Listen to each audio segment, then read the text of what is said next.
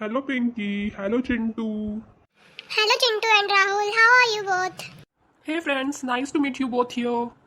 Friends तुम्हें पता है आज हिंदी एंड संस्कृत पाठशाला चैनल पर न्यू वीडियो अपलोड हुआ है। हाँ राहुल, यू आर राइट। आज मेरे को भी मेरे मोबाइल फोन पे न्यू वीडियो अपलोड का नोटिफिकेशन आया था। Same here guys, I also got a notification. So why not guys, let's watch the video together and learn something new. Yes, let's learn Hindi. Yes, let's watch the video. Let's watch the video. नमस्कार छात्रों। तो छात्रों आज हम करेंगे NCERT Hindi की पुस्तक जो है आपकी क्लास 8 की भारत की खोज, उसका चैप्टर 7 अंतिम दौर 2। 6 चैप्टर का क्या नाम है? अंतिम दौर 1। अब 7 चैप्टर का क्या नाम है? अंतिम दौर 2। उसके very important question and answer. तो चलो करते हैं शुरू। कुछ प्रश्न जैसे एमसीक्यू टाइप भी बन सकते हैं, मीन 1 वर्ड आंसर, और कुछ 2 मार्क्स के आते हैं, 3 मार्क्स के भी आते हैं। तो मैंने मिक्स प्रश्नों के उत्तर यहाँ पर बनाए हैं। वीडियो बिल्कुल भी स्किप मत करना, आपको हर पेज पर नया प्रश्न मिलेगा।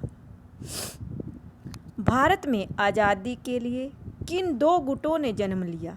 गुट होते हैं समूह, मीन किन दो गुटों के नाम बताने हैं कि ये होता है ना एक पक्ष और विपक्ष। तो मीन डिबेट में जब हम देखते हैं कि गुट बन जाते हैं, कहीं भी किसी भी लड़ाई झगड़े में भी 2 ग्रुप बन जाते हैं, एक उसका भला चाहता है, एक उसका बुरा। वैसे ही यहाँ पर भी भारत में आज़ादी के लिए किन 2 गुटों ने जन्म लिया, मीन कौन से 2 गुट बन गए थे? एक नर्म दल और एक गर्म दल। कौन से बने 2 ग्रुप? नर्म दल और गर्म दल। प्रश्न नंबर 2, गांधी जी की कार्य पद्धति का रूप क्या था? अब गांधी जी जो भी वर्क करते थे, उनकी कार्य प्रणाली, उनके कार्य करने का तरीका कौन सा था, यही आपको बताना है कि वो किस ढंग से कौन सी कार्य विधि अपनाते थे, वो पद्धति अपनाते थे कि वो अपना कार्य करते थे। तो कौन सी पद्धति अपनाते थे? उनकी पद्धति का रूप है अहिंसात्मक, मीन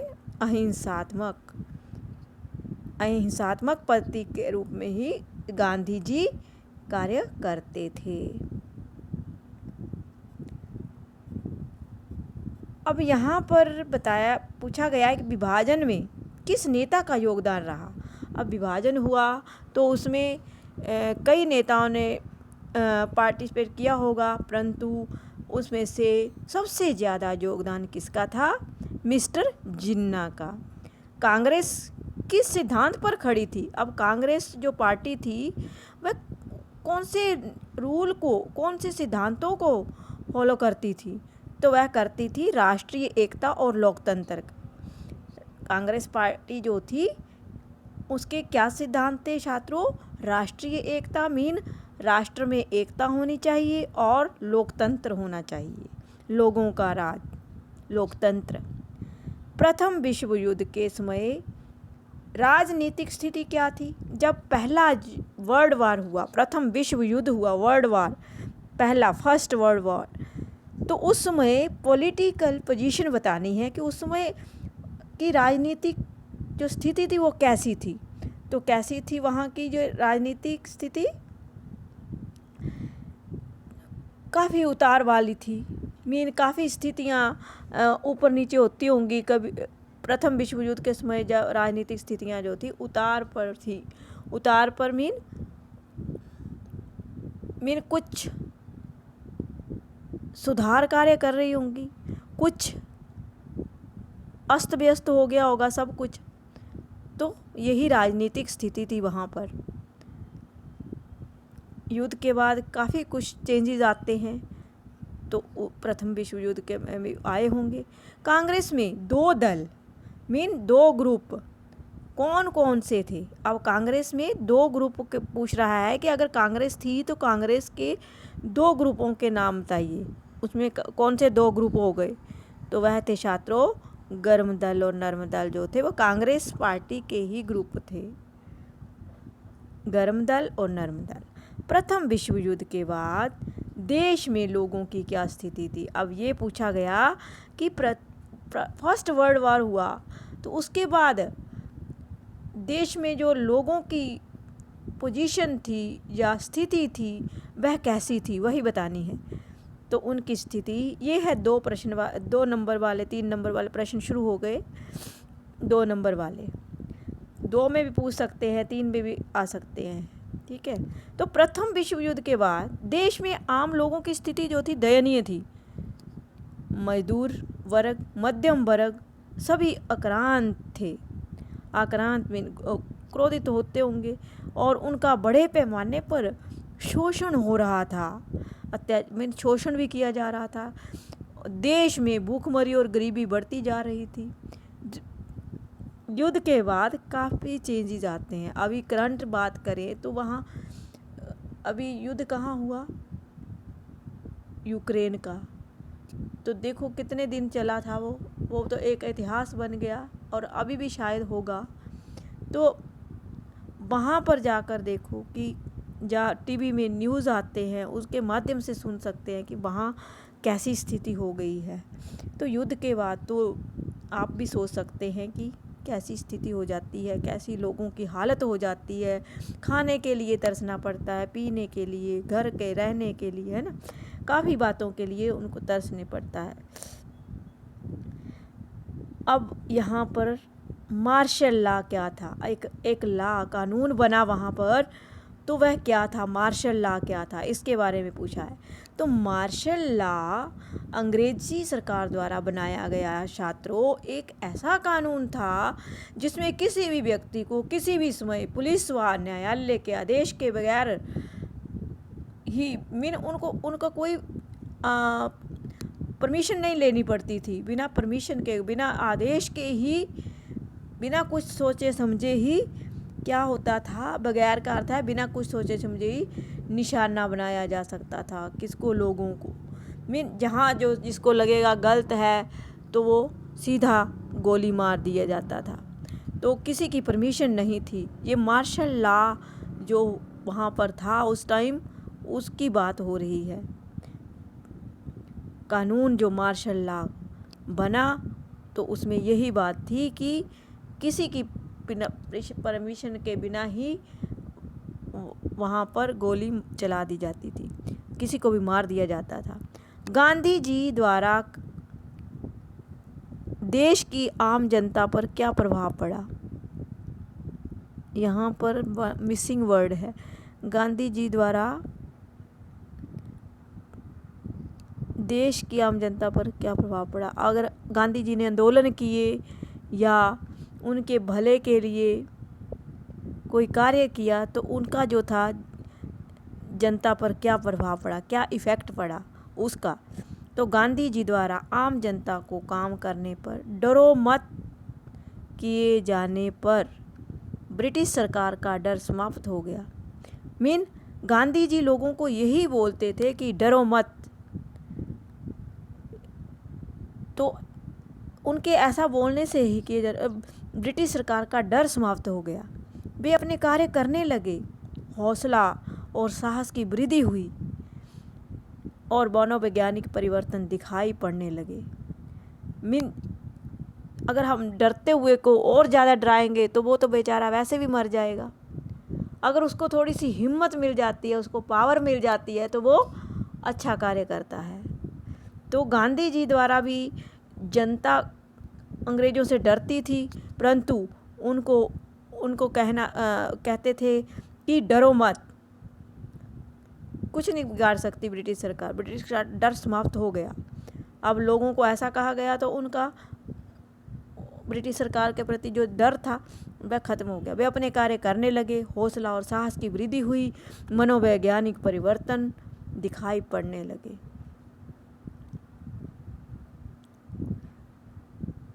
भारतीय संस्कृति के बारे में गांधी जी के क्या विचार थे। अब जो भारत में संस्कृति थी उसके बारे में गांधी जी के विचार बताने हैं। तो क्या विचार थे? गांधी जी ने संस्कृति के बारे में लिखित रूप में कहा कि भारतीय संस्कृति इस्लाम ना पूरी तरह से कुछ और है। वो किसी भी धर्म को अहमियत नहीं देते थे। वह कहते थे कि सब लोग एक हैं। भारतीय तो ये सब का मिला जुला रूप है। भारतीय जो संस्कृति है वह एक ही धर्म की नहीं है, उसमें हर धर्म के लोग हैं, सब एक हैं, मिला जुला रूप है। विराम उन्होंने हिंदू धर्म को सार्वभौमिक यानी सबके लिए समान रूप देना चाहा, सबको शामिल करने का प्रयास किया, सब कुछ शामिल किया उन्होंने। तो ये गांधी जी के संस्कृति के बारे में विचार थे कुछ भारत की संस्कृति के बारे में। कांग्रेस किन प्रयासों में असफल रही? कांग्रेस जो थी वह प्रयास करती थी तो वो अनसक्सेसफुल रही। तो किन प्रयासों में, किन कोशिशों में कांग्रेस ने बहुत प्रयास किया कि सांप्रदायिक तत्वों को राजनीति में ना लाया जाए। जो सांप्रदायिक तत्व होते थे, लोग होते थे, उनको राजनीति में नहीं लाना चाहती थी कांग्रेस। लेकिन मुस्लिम लीग ने सहयोग ना किया। जो मुस्लिम लीग था वहाँ पर उसमें उन्होंने सहयोग नहीं किया और राष्ट्रीय एकता कायम रखने में असफल रही कांग्रेस सरकार। वो राष्ट्रीय एकता नहीं रख पाई, वहाँ पर असफल हुई। गांधी जी के सपनों का भारत कैसा था? अब आपको बताना है कि अगर गांधी जी ने सपना देखा था तो कैसे भारत का सपना देखा था कि कैसा भारत होना चाहिए। तो गांधी जी का छात्रों, गांधी जी कैसे भारत का निर्माण करना चाहते थे? जिसमें गरीब से गरीब व्यक्ति भी ये महसूस करेगा कि उसका देश है। जितना गरीब से गरीब व्यक्ति भी क्या फील होगा उसको कि वह उसी का देश है, जिसके निर्माण में उसका योगदान रहा है। जहाँ लोगों के बीच ऊंच नीच, अमीर गरीब का भेदभाव ना हो, ऐसा भारत हो जिसमें छुआछूत की जगह ना हो। और कास्टिज्म भी था, छुआछूत थी तो उसकी जगह भी ना हो, और स्त्री पुरुष में के समान अधिकार हों। यही गांधी जी के सपनों का भारत था। गांधी जी ऐसे ही भारत का निर्माण करना चाहते थे कि जिसमें हर पुरुष और स्त्री जो थे समान हो, कोई भेदभाव ना हो, किसी से छोटे बड़े का बीच में कोई भेदभाव ना हो।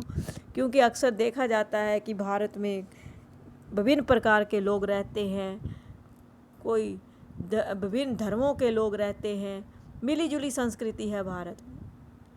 तो वहाँ पर पहले बहुत सारी कुरीतियाँ थी, तो गांधी जी ने उन कुरीतियों को समाप्त करने के लिए आंदोलन किए।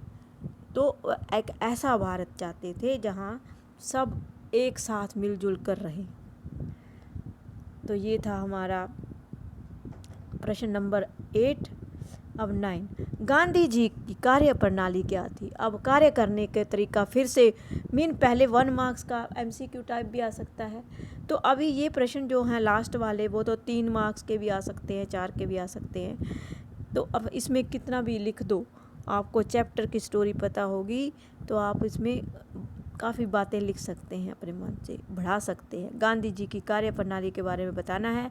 तो गांधी जी की कार्य प्रणाली अहिंसात्मक थी, ये तो आपने 1 में आंसर में पढ़ा था, और उसको आप विस्तार से देख लीजिए। उसमें हिंसा के लिए लेश मात्र की जगह नहीं थी, थोड़ी सी भी जगह नहीं थी हिंसा करना। उनके काम करने का तरीका शांतिपूर्वक था, लेकिन जिस बात को गलत समझा जाता था उसके आगे वह सिर नहीं झुकाना भी नहीं उन्होंने कबूल नहीं किया। गांधी जी एक ऐसे थे कि एक तो वो हिंसा का मार्ग नहीं अपनाते थे, और जहाँ उनको जो गलत बात लगती थी तो वो उसके आगे सिर नहीं झुकाते थे, और उन्होंने कबूल नहीं किया।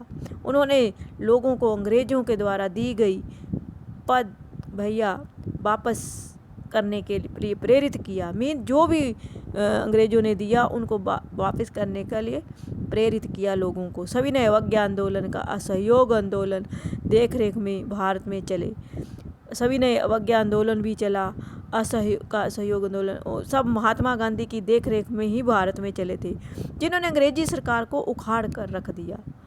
अब इतने आंदोलनों के बाद ही तो हम भारत में स्वतंत्र हुआ था।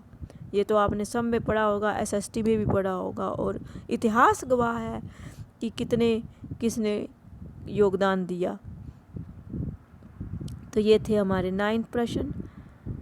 आपको ये वीडियो कैसा लगा? मेरा छोटा सा प्रयास लाइक ज़रूर कर देना।